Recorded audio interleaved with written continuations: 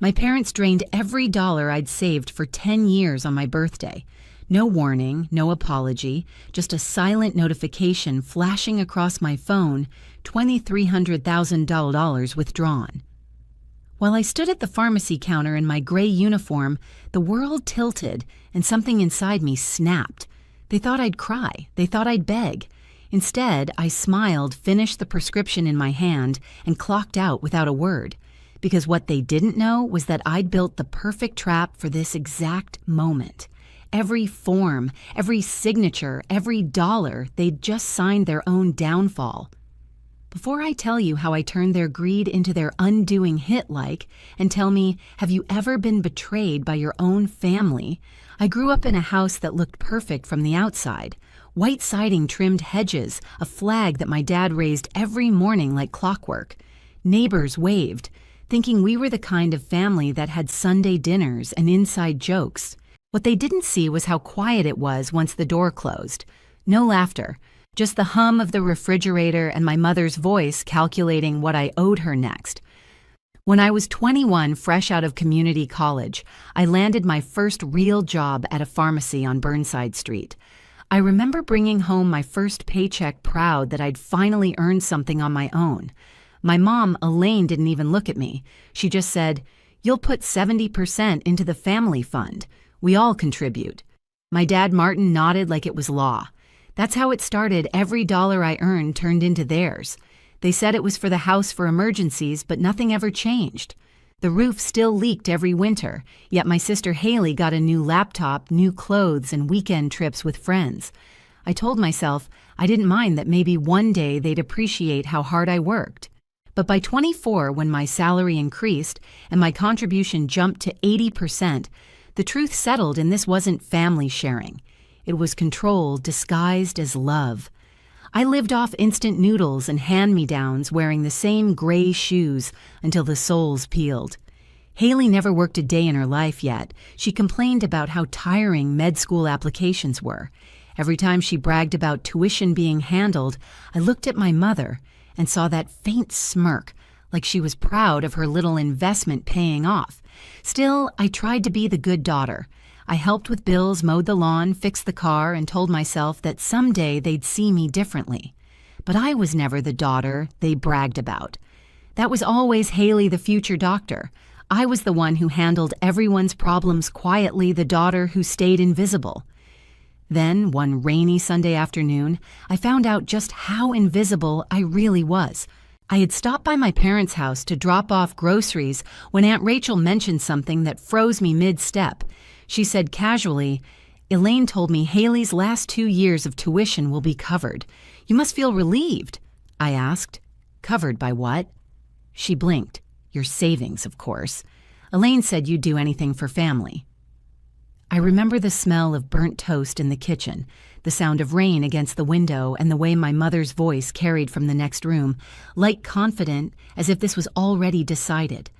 That day, something inside me changed. I didn't shout. I didn't cry. I just smiled and helped Aunt Rachel carry the groceries in.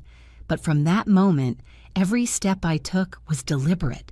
Every password, every account, every fake bank statement I left lying around became part of a plan. It would take 3 years, but when my 31st birthday came, so would their reckoning. For 3 years, I lived like a ghost in my own life. I worked 2 jobs, weekday shifts at the pharmacy weekend bookkeeping for a clinic downtown, without telling anyone. Every dollar went somewhere only I knew. To my parents, I was still the obedient daughter handing over family contributions. To me, I was building the wall that would finally separate my life from theirs. I remember how my mother used to drop by the pharmacy just to check on me. She'd smile in front of my coworkers, then lean close and whisper, "Don't forget, rent's due next week. Your sister needs books, too." Her perfume always lingered after she left something sharp and floral that made me nauseous. Every time she said "your sister," I felt my chest tighten. Haley didn't even know what those books cost. She only knew they magically appeared. I started noticing the pattern. They'd ask for money right after my raises, right after bonuses. My mother always knew before I even told her. It wasn't until I cleaned their attic one weekend and stumbled on a locked box that I found the reason. Inside were copies of my bank statements, tax documents, even my Social Security card things they'd kept for safekeeping since I was a teenager. The edges of the papers were yellow, but the feeling was fresh rage. I realized they weren't just controlling me, they were tracking me, watching every deposit, every transaction. My life wasn't mine. That night, sitting in my car outside their house, I opened a new account at an online-only bank using a friend's mailing address. No branches, no paper mail, no trace. That became my real savings. The account they knew about, the one they could see, became the bait. For the next 2 years, I crafted a story they'd believe.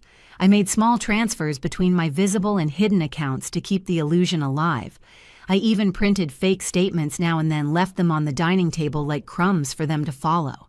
Every time I mentioned my dream of buying a house someday, my mom's eyes flickered. I wanted her to. Meanwhile, Haley started her first year in med school, funded entirely by what they called family effort. I called it my exhaustion. She'd call me from her dorm complaining about long lectures, and I'd listen pretending to care, staring at the calendar on my wall 3 years until I turned 31. By the time the countdown reached its final month, I knew them better than they knew themselves. My father liked precision, so I left everything perfect on paper. Balances, names, signatures, all neat enough to tempt him.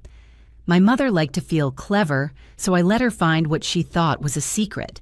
I could tell the tension in our house had shifted. They spoke about me in front of me now like I wasn't even there. "She's been saving a lot," my mother said once, sipping her tea. "It's good she trusts us." My father nodded, smiling behind his newspaper. I smiled too, because the next time they opened my account, they wouldn't just find money, they'd find their own downfall. It happened on a Tuesday afternoon, June 10th, my 31st birthday. The air inside the pharmacy smelled like disinfectant and cheap coffee. I was halfway through explaining dosage instructions to a man picking up heart medication when my phone buzzed in my pocket. Normally, I'd ignore it. But something about the vibration, it didn't stop. I glanced at the screen. Withdrawal, $2,300,000 successfully processed.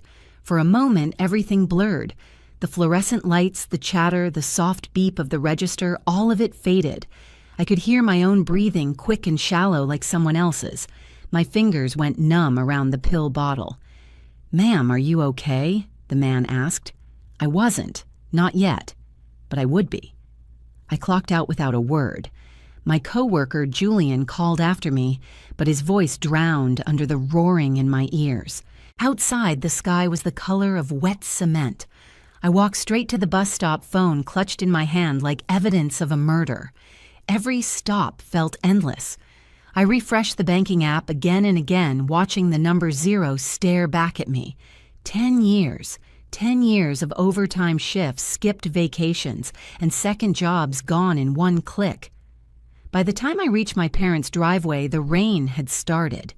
Their house looked exactly the same, neat, smug, ordinary.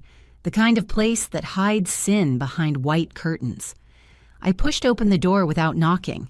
My mother sat at the table scrolling through her phone. My father was reading the newspaper, his glasses low on his nose. Neither of them looked surprised to see me. "Where's my money?" My voice cracked halfway through the question. My father folded his newspaper slowly, like he'd been waiting for this moment. "You should thank us," he said. "It's going to Haley's tuition. You can always make more money, Nora.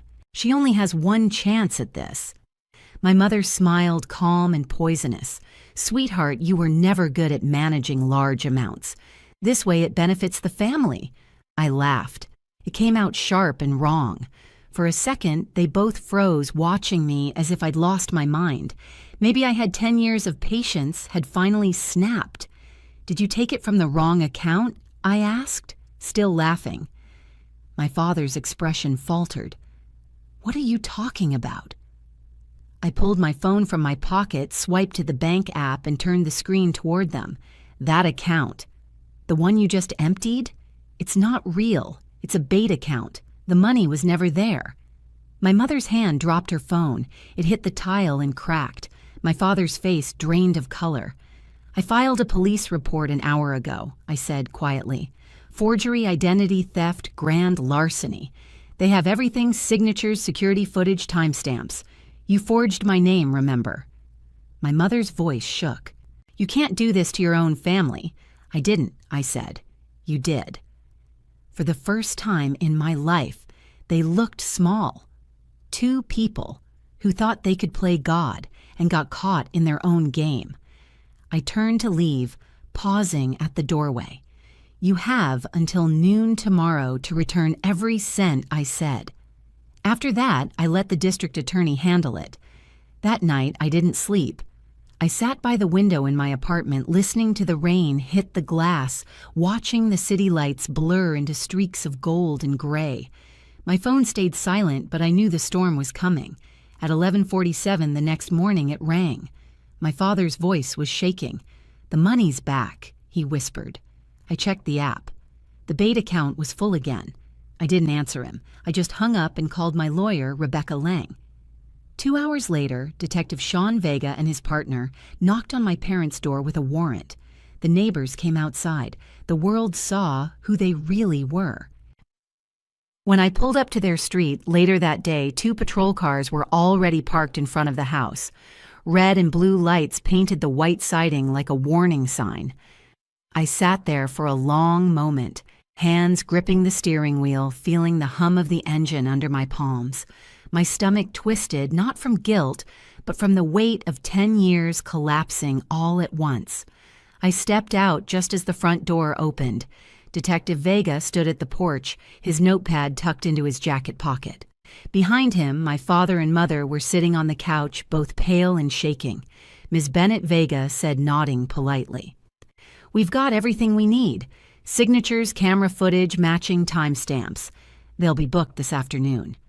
My mother looked up at me, then mascara streaking down her cheeks. "Nora, please." "We didn't mean," "Don't," I said. My voice was calm. "You meant every bit of it." My father tried to speak, but the officer beside him tightened the cuffs. The sound of metal snapping around his wrists was soft but final. As they were led outside, the neighbors began to gather Mrs. Larkin from across the street, the Hendersons next door. Curtains moved. Phones came out. The perfect family on Maplewood Drive suddenly exposed. My mother turned her face toward me, voice cracking. "You'll regret this one day. Blood is blood." I met her eyes. "Then maybe you should have acted like it." The officers guided them into separate cars.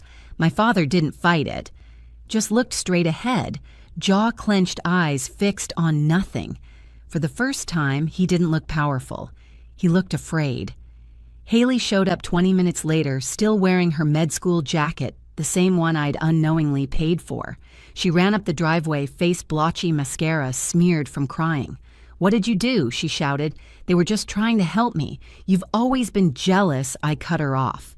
Jealous of being robbed, of being used. I stepped closer until we were eye to eye. "They broke the law, Haley. You can dress it in family values all you want, it's still theft." She flinched her mouth, opening and closing like she was searching for something to say, but there was nothing left to defend. The officers drove away, leaving silence behind. The street smelled like wet asphalt and shame. I stood there until the last flashing light disappeared around the corner.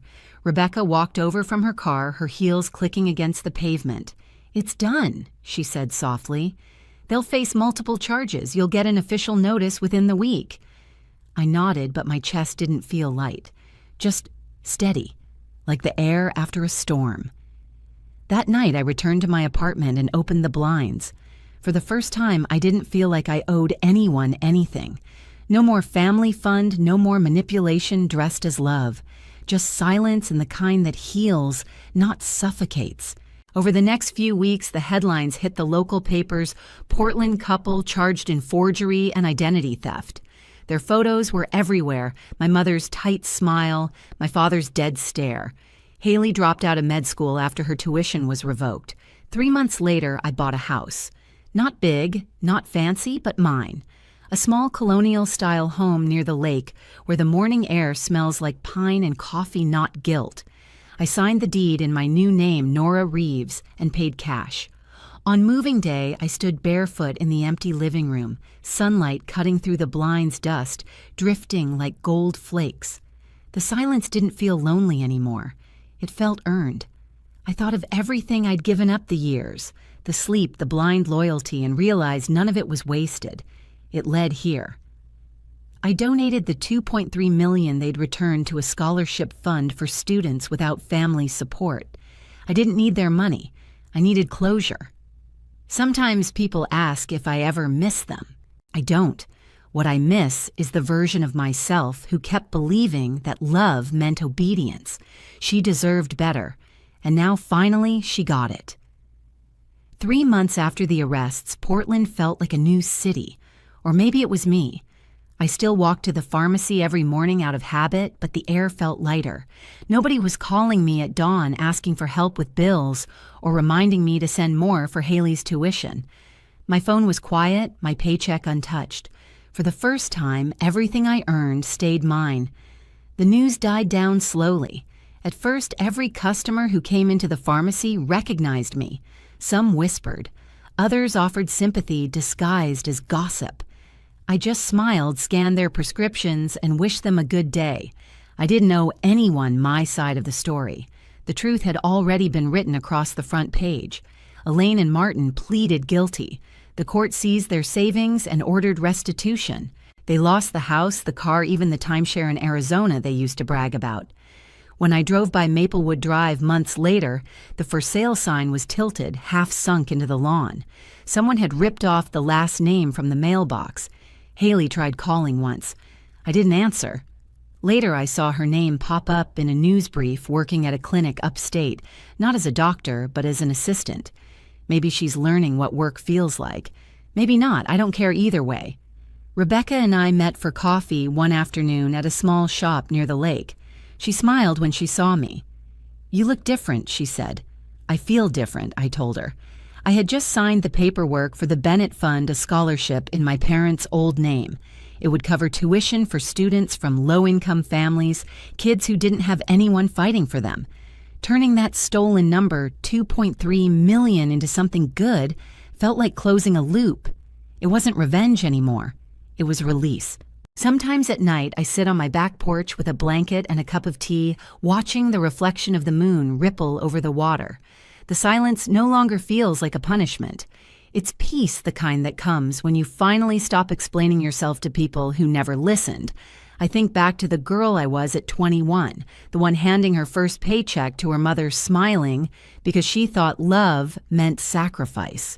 If I could tell her anything now, I'd say this: you can love your family and still protect yourself. You can forgive them and still walk away. The night before Thanksgiving, I got a card in the mail with no return address. Inside, it just said, "We're sorry." The handwriting looked like my mother's. I stared at it for a long time, then folded it back into the envelope and tossed it into the fireplace. The flames caught fast, curling the edges into ash.